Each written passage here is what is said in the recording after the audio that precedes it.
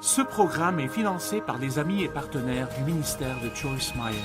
Ne manquez pas votre destinée.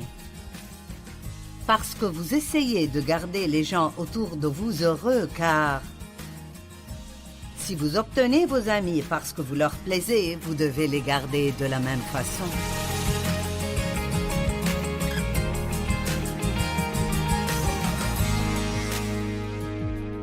Bienvenue à vivre pleinement votre vie de tous les jours. Je sais bien que votre temps est précieux, donc j'apprécie que vous le passiez dans la parole de Dieu. Les derniers 2 jours, je parlais de façon d'augmenter votre joie et je finirai ce message aujourd'hui. Et cela ne veut pas dire que les choses que j'ai pu dire sont les seules façons d'augmenter votre joie. C'est juste tout ce dont j'ai eu le temps de parler. Nous avons parlé d'augmenter votre joie à travers croire comme il faut, croire ce que Dieu dit au lieu de ce que le monde dit. Nous avons parlé de vivre un jour à la fois. Et nous avons parlé de maintenir la paix dans nos vies et comment faire cela. Aujourd'hui, je voudrais parler d'une des façons d'augmenter votre joie. Essayez de ne pas laisser les gens contrôler votre vie. Nous sommes supposés plaire à Dieu, pas plaire aux gens. Je ne pense pas qu'il y ait quoi que ce soit de pire que de vivre votre vie d'une façon où vous gardez tout le reste du monde heureux, mais où vous êtes misérable parce que vous ne croyez pas que vous faites ce que vous devriez faire. Nous devons apprendre à dire oui si notre cœur dit oui. Beaucoup de gens disent oui de leurs lèvres alors que leur cœur crie non. Soyez guidés par l'esprit, pas guidés par d'autres personnes. Plaisez à Dieu plutôt qu'aux hommes. Romains 12:2 dit « Ne vous conformez pas au monde actuel, mais soyez transformés par le renouvellement de l'intelligence afin de discerner quelle est la volonté de Dieu, ce qui est bon, agréable et parfait pour votre vie. » Maintenant, nous parlons ici de ou être conforme ou d'être transformé. Et conforme veut dire être similaire dans la forme ou le caractère, se conformer, se comporter d'après les coutumes prévalentes. Cela veut dire agir comme tout le reste du monde et faire ce que tout le reste du monde fait. Par contre, la transformation est ce que Dieu fait pour nous.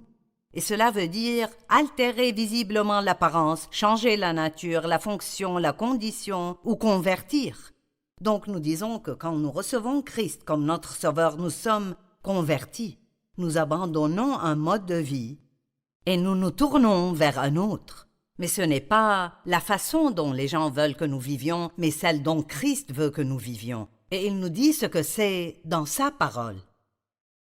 Est-ce que vous plaisez aux gens? Nous voulons tous que les gens nous aiment. Il n'y a aucun d'entre nous qui veuille que tout le monde le haïsse. Nous voulons que les gens nous aiment. Et la Bible, d'un côté, dit de vivre pour plaire aux gens, mais cela n'est pas vrai si le fait de plaire aux gens veut dire que nous ne plaisons pas à Dieu. L'apôtre Paul a dit dans Galates 1:10 que s'il essayait d'être populaire avec les gens, il n'aurait pas été un apôtre du Seigneur Jésus-Christ. Et je peux vous dire que quand Dieu m'a appelé dans le ministère, il y a plus de 40 ans, si j'essayais de plaire aux gens, je ne serais pas dans le ministère maintenant. Parce que beaucoup de gens m'ont tourné le dos, mes amis, beaucoup de ma famille. Ils ne pensaient pas que je faisais la bonne chose. Ce n'était pas populaire en ce temps pour les femmes d'être dans le ministère, mais je savais que Dieu m'avait appelé. Et je regarde en arrière et je pense, je ne sais pas comment j'ai eu le courage de le faire, mais je suis heureuse que Dieu m'ait donné la grâce de le faire, car j'aurais manqué une grande opportunité si j'avais fait ce que je pensais que je devais faire pour plaire aux gens. Pourtant, cela ne veut pas dire que je n'ai pas eu de problème dans le fait de plaire aux gens, car même après, j'ai dû prendre la décision d'enseigner ce que je ressentais que Dieu me disait d'enseigner, même si ça ne faisait pas toujours plaisir à tout le monde. Les gens aiment entendre des messages heureux, mais ils n'aiment pas toujours entendre des messages qui amènent la correction dans leur vie.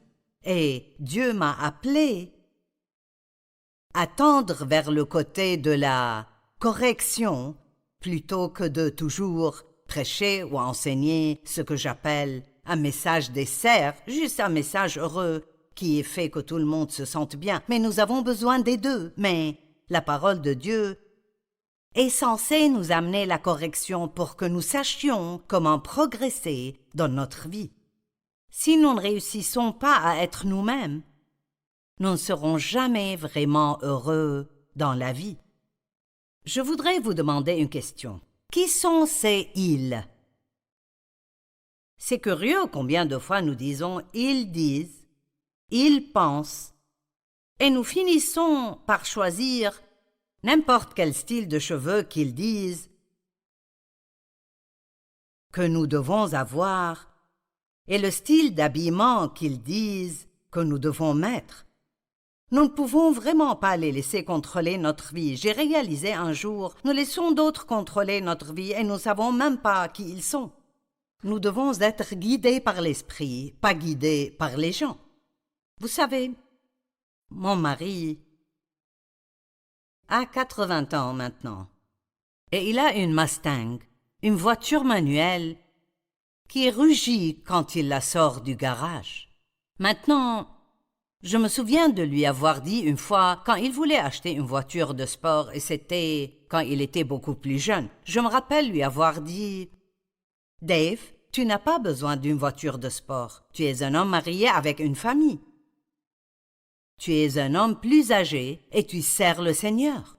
Et ce n'est pas le genre de voiture qu'un ministre devrait conduire.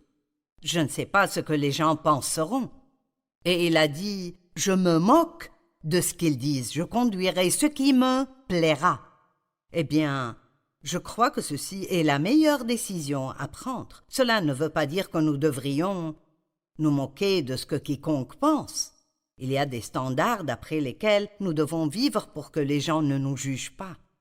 Mais si vous laissez d'autres personnes contrôler votre vie, il y aura toujours quelqu'un qui a une certaine opinion à propos de quoi que vous fassiez. Nous devons refuser de nous mettre à genoux devant cela. Vous savez, Satan, quand il tentait Jésus dans le désert pendant 40 jours et 40 nuits, c'est écrit dans Luc 4.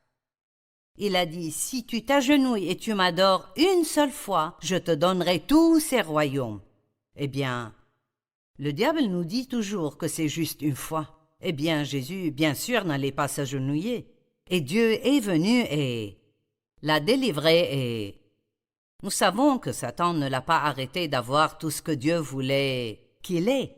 Mais il y a un grand exemple dans Daniel chapitre 4. Le roi en ce temps a émis une loi et tout le monde devait se prosterner devant cette image d'or qu'il avait faite. La Bible ne dit pas ceci, mais j'imagine que c'était une image de lui-même. Quoi que ce soit, tout le monde devait se prosterner quand il la voyait. Eh bien, Shadrach, Mishak et Abednego, comme Daniel, étaient des hommes de Dieu, et ils ont refusé de se prosterner. Et donc, ce que la loi était est que tous ceux qui refusent de s'agenouiller devaient être jetés dans la fournaise. Donc Shadrach, Mishak et Abednego ont refusé de se prosterner et ont été jetés dans la fournaise. Et la Bible dit qu'elle a été chauffée 7 fois plus que normalement. Et devinez quoi? Le roi a regardé dans la fournaise et a dit « Attendez, nous avons mis 3 hommes là-dedans, attachés, et je vois 4 personnes libres qui se promènent. » Eh bien, le 4e homme dans le feu de la fournaise, bien sûr, nous savons que c'était Jésus. Et j'aime le fait qu'ils sont entrés attachés, mais sont sortis libérés. Vous savez, parfois, même les problèmes que nous traversons sont les choses qui finissent par nous libérer. Eh bien, ils ont fini par être promus, et le roi était si impressionné quand ils ne sont pas morts dans le feu. Et j'aime que la Bible dit que quand ils sont sortis, ils ne sentaient même pas l'odeur du feu. Vous pouvez lire cette histoire dans Daniel chapitre 4. Daniel chapitre 3, désolé. Et donc, je crois qu'il en va de même pour nous. Quoi que nous traversions dans la vie, si nous suivons Dieu et pas les gens, et nous ne nous plions pas aux demandes des gens, si nous savons que ce qu'ils veulent que nous fassions est mauvais, Alors nous sortirons des problèmes, bien que nous les traversions, et nous ne sentirons même pas le feu. Il n'y aura aucun signe de nos vies que nous sommes passés, parce que nous avons traversé. C'est si important de ne pas fléchir le genou. Mardoché ne l'a pas fait devant Aman et a fini par être promu. Et il y a des exemples innombrables dans la parole de Dieu. J'ai mentionné le verset à propos de Paul quand il a dit « Si je plaisais encore aux hommes, je ne serais pas maintenant serviteur du Christ Jésus. » Ne manquez pas votre destinée. Parce que vous essayez de garder les gens autour de vous heureux, car si vous obtenez vos amis parce que vous leur plaisez, vous devez les garder de la même façon. Et un jour, vous serez fatigué de cela. Et la première fois où vous ne leur plaisez pas, vous réaliserez qu'ils n'étaient pas de vrais amis du tout, parce qu'ils vous abandonneront plus vite que vous ne l'imaginez. Nous devons prendre une décision et ne pas laisser les gens contrôler nos vies. Ils seront heureux si nous faisons tout ce qu'ils veulent que nous fassions, mais nous finissons par abandonner notre joie. Les manipulateurs et les contrôleurs sont toujours ceux qui vous abandonnent quand vous avez besoin d'eux. Donc rappelez-vous, ne laissez pas ces gens contrôler votre vie. La prochaine chose qui augmentera vraiment votre bonheur est de vraiment comprendre ce qu'est la grâce. Nous sommes sauvés par la grâce. Éphésiens 2, 8 et 9 dit « C'est par la grâce que vous êtes sauvés, par le moyen de la foi. Et cela ne vient pas de vous, c'est le don de Dieu. » Et la façon dont nous sommes sauvés est la même façon dont nous sommes censés vivre notre vie. La grâce est une faveur imméritée, mais vraiment c'est bien plus qu'une faveur imméritée. La grâce est le pouvoir, c'est la puissance de l'Esprit Saint pour nous aider à faire des choses. J'ai prié pour que Dieu me donne la grâce de faire ce que je fais ici aujourd'hui, d'enregistrer ces programmes et en ce moment, nous ne pouvons pas sortir et avoir des conférences avec les gens, donc je dois parler à ces caméras et Dieu me donne la grâce, c'est-à-dire la capacité de le faire. Tout ce que nous faisons, si nous le faisons par grâce, ce sera tellement plus facile que si nous essayons de le faire par nous-mêmes. Ne vous lancez jamais seul pour essayer de faire quoi que ce soit, c'est ce qu'on appelle les œuvres de la chair. Et c'est notre énergie qui essaye de faire le travail de Dieu. Mais la grâce est la puissance de l'Esprit Saint qui vient à nous gratuitement et nous permet de faire tout ce que nous devons faire aisément. Je vais le redire. La grâce est la puissance de l'Esprit Saint qui vient à nous gratuitement et nous permet de faire tout ce que nous devons faire aisément. Vous savez, dans la Bible, l'huile est une représentation de l'Esprit Saint. Et une machine, si elle est bien huilée, fonctionnera mieux que si elle ne l'est pas. Et donc nous aussi, nous devons être bien huilés dans notre vie pour être capables de travailler et faire les choses que Dieu veut que nous fassions. Jacques chapitre 4, verset 6 est un verset qui vraiment, il a tellement impacté ma vie sur la grâce. Parce qu'il y a tellement de choses que nous ne pouvons pas faire et que seul Dieu peut faire. Et l'une des choses que je me suis retrouvée en train de faire était d'essayer de me changer. Après être entrée dans une relation sérieuse avec Dieu et j'étudiais la parole et j'allais vraiment à beaucoup de conférences d'enseignement, j'ai réalisé que j'avais des problèmes et que tout ce qui était un problème dans ma vie n'était pas la faute de quelqu'un d'autre. Et il me semblait que chaque message que j'entendais était quelque chose dont j'avais besoin. Et je disais des choses que je ne devrais pas dire, et je pensais des choses que je ne devrais pas penser. Et je ne traitais pas toujours les gens comme je devais les traiter, et j'étais égoïste. Il semblait que chaque message que j'entendais, j'en avais besoin. Puis je rentrais chez moi et j'essayais de changer. Mais ce que je faisais, c'est que je laissais Dieu hors de l'équation. Ce que j'aurais dû faire, c'est dire « Père, je suis d'accord. Je suis d'accord. Je suis coupable de ça. S'il te plaît, pardonne-moi et change-moi. » Maintenant, cela ne veut pas dire que je ne fasse absolument rien, mais ce que je fais, c'est que, quel que soit mon problème, disons que ma bouche est mon problème, alors ma part, la part que Dieu me donne à faire, est d'étudier dans ce domaine de la Bible et d'étudier et de prier et de m'appuyer sur Dieu et de lui faire confiance pour me changer. Maintenant, écoutez.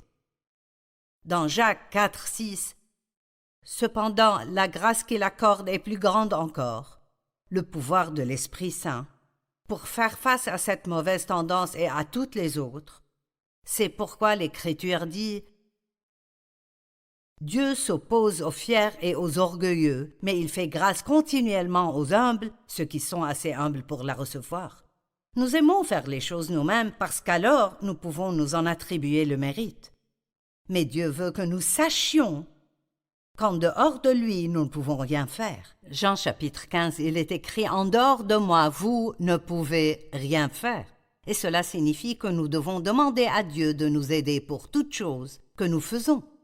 J'ai appris cela d'une manière majeure. J'étais tellement dans les œuvres de la chair, j'essayais de changer Dave et de changer mes enfants. Dave aimait le sport, et je n'ai pas grandi dans une famille où quelqu'un aimait le sport, et donc je n'ai pas vraiment d'affection particulière pour le sport. Et il aime tout ce qui roule ou rebondit. Il aime le football, le baseball, le golf, le bowling, le tennis et tout. Et je ne voulais pas qu'il aime ces choses, je voulais qu'il aime ce que j'aime. Maintenant, je suis heureuse de pouvoir dire que c'était il y a plus de 40 ans, avant que je n'aie beaucoup de paroles de Dieu en moi. Et j'essayais toujours de le changer, j'essayais de le faire ne pas aimer ces choses, et ça n'a pas marché. Plus nous essayons de faire que les gens fassent ce que nous voulons qu'ils fassent, plus ils nous détesteront et se sentiront sous pression à cause de nous. Et franchement, ce problème en particulier, les gens qui essayent de changer les gens, c'est ce qui provoque les divorces. J'essayais de changer mes enfants. J'essayais de me changer. J'essayais de faire grandir mon ministère. J'essayais. Et j'étais frustrée tout le temps. Et enfin, j'ai mis une pancarte sur mon frigo. Les œuvres de la chair égale la frustration. Et je savais que chaque fois que j'étais frustrée, c'était parce que je travaillais dans la chair, en dehors de l'aide de Dieu, et j'essayais de faire bouger les choses dans ma vie. Mais rappelez-vous, la grâce est comme cette huile de l'Esprit Saint, et cela signifie que je peux prier pour que Dieu change tout ce que j'ai envie de changer, et je peux le faire avec humilité. Et au lieu de dire « Mon Dieu, change Dave », je peux dire « Dieu, j'aimerais que tu travailles avec Dave, mais je sais que j'ai moi-même beaucoup de problèmes, et donc j'ai besoin que tu me changes, et je te laisserai t'occuper de moi dans ma vie, et je te laisserai t'occuper de Dave. » Et ça devient si facile de laisser Dieu faire les choses que lui seul peut faire, pendant que nous faisons ce que nous pouvons faire. Dans Galates chapitre 3, les 3 premiers versets, il est écrit « Ô Galates insensés », c'est Paul qui écrit aux Galates. Et Galates est un livre qui parle beaucoup de la grâce et des œuvres de la chair. Il parle de la loi contre la grâce. Ô Galates insensés, qui vous a envoûté ainsi? Pourtant la mort de Jésus-Christ sur la croix a été clairement dépeinte à vos yeux. Voici seulement ce que je veux apprendre de vous. Est-ce par les œuvres de la loi que vous avez reçu l'Esprit ou par la prédication de la foi? Eh bien, bien sûr, ils ont reçu le Saint-Esprit, ils ont reçu Christ parce qu'ils ont cru la parole de Dieu. Et ils l'ont reçu. Le mot croire signifie recevoir et le mot recevoir signifie croire. Êtes-vous tellement dépourvu de sens? Après avoir commencé par l'Esprit, voulez-vous maintenant finir par la chair? Quand j'ai lu ceci, j'ai vu que c'était exactement ce que je faisais. J'avais reçu le salut par la grâce, je n'avais rien à voir avec ça. Je ne pouvais pas me sauver. Tout ce que je pouvais faire était de m'appuyer sur Dieu et de prier pour sa grâce. Mais ensuite, dès que je suis née de nouveau et que j'ai commencé à apprendre les choses qui devaient changer dans ma vie, au lieu de m'appuyer complètement sur Dieu et de lui demander de faire ce que lui seul pouvait faire, je travaillais à essayer de me changer moi-même. J'étais misérable tout le temps parce que j'étais dans les œuvres de la chair. La grâce signifie ce qui procure du plaisir ou de la joie. Donc, il va de soi que nous ne serons pas vraiment très heureux Si nous ne savons pas faire tout ce que nous faisons par la grâce de Dieu, jour après jour, priez pour que Dieu vous aide dans tout ce que vous faites. Je mets des lentilles et chaque matin je prie, Dieu aide-moi à mettre ces lentilles. Parce qu'il y a eu des matins où j'ai dû essayer 4 fois et puis il y a beaucoup de jours où je les mets tout de suite. Et je crois fermement qu'il faut s'appuyer et compter sur Dieu dans tout ce que vous faites. Je ne monte jamais sur l'estrade pour partager la parole de Dieu sans m'appuyer complètement sur Dieu, parce que je sais que ce ne sera pas bon juste parce que je l'ai fait beaucoup et que je sais comment parler devant les gens. Il doit y avoir l'onction de Dieu. Il faut qu'il y ait sa présence et son pouvoir pour que cela signifie quelque chose pour vous. Alors apprenons tout ce que nous pouvons sur la grâce de Dieu et vivons par sa grâce. Et la dernière chose dont j'aurai le temps de vous parler, c'est comment s'entendre avec les gens. Waouh, c'est un gros problème. Il y a 4 choses que vous devez comprendre sur les gens. Tout d'abord, nous avons besoin des autres. Nous n'aimons pas penser que c'est le cas, nous aimerions cela, mais le fait est que nous avons besoin des autres. Ils ne sont pas toujours faciles à supporter. La plupart des gens avec qui nous traitons ne sont pas comme nous. J'ai un livre à la maison par John Ortberg dont le titre est « Je t'aimerais beaucoup plus si tu étais beaucoup plus comme moi » ou « Je t'aimerais plus si tu étais beaucoup plus comme moi », quelque chose comme ça. Et puis la dernière chose est que dans nos relations avec les gens, nous devons être très généreux dans le pardon et ne pas être facilement offensés. Je vais relire ces 4 choses. Nous avons besoin de gens. Ils ne sont pas toujours faciles à supporter. La plupart des gens avec qui nous traitons ne sont pas comme nous. Et dans nos relations avec les gens, nous devons être généreux dans le pardon et ne pas être facilement offensés. Les gens sont une partie majeure de notre vie. Nous traitons continuellement avec les gens. Et l'une des choses que j'ai découvertes est que tout le monde n'est pas comme moi et ce n'est pas juste pour moi de m'attendre à ce qu'il soit comme moi, parce que Dieu, quand nous sommes créés dans le ventre, il nous donne à tous un tempérament. Et puis notre personnalité se développe en raison de notre tempérament, et ensuite les choses qui arrivent avec nous dans les premières années de notre vie, notre personnalité peut être changée lorsque Dieu travaille avec nous, mais notre tempérament sera toujours le même. Les gens sont motivés par des choses différentes. Je suis motivé par l'accomplissement. Mon mari est motivé par la paix. Je connais des gens motivés par le plaisir. J'ai une fille qui est motivée par les ordres. Si vous lui donnez juste un ordre et elle a une liste et un plan, elle est heureuse. J'ai une autre fille qui est juste heureuse si elle peut avoir la paix. Dave est comme ça. Vous lui donnez juste la paix et il est heureux. Eh bien, je suis motivée par l'accomplissement et c'est une bonne chose que je le sois, car j'ai eu beaucoup à accomplir dans ma vie. Et ça me fait tellement de bien. Quand je termine un livre que j'écris, ou comme aujourd'hui quand j'aurai fini d'enregistrer mon programme, je me sentirai si bien parce que je saurai que j'ai accompli quelque chose. Eh bien, vous savez, au début, je m'attendais, je voulais que Dave fasse ce que je fais.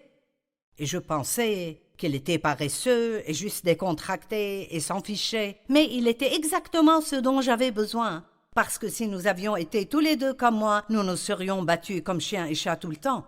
Une fois, je me plaignais de son attitude et il m'a dit « Sois heureuse parce que si je n'étais pas comme ça, tu ne serais pas en train de faire ce que tu fais. » Vous voyez, Dave est très confiant.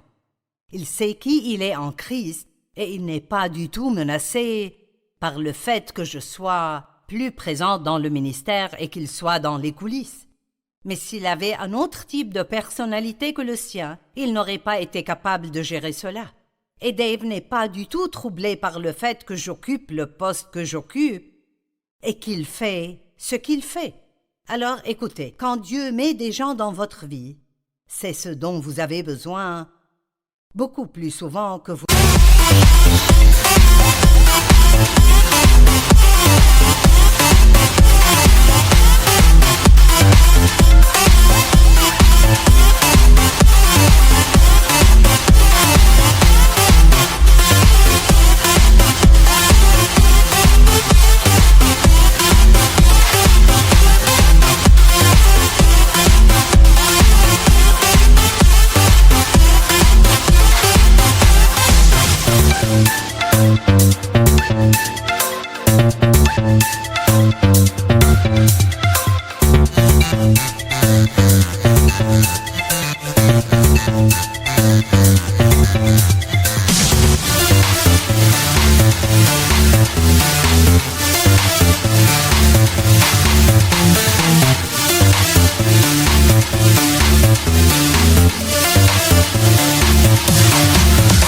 Vous le pensez, et donc vous devez arrêter d'essayer de les changer.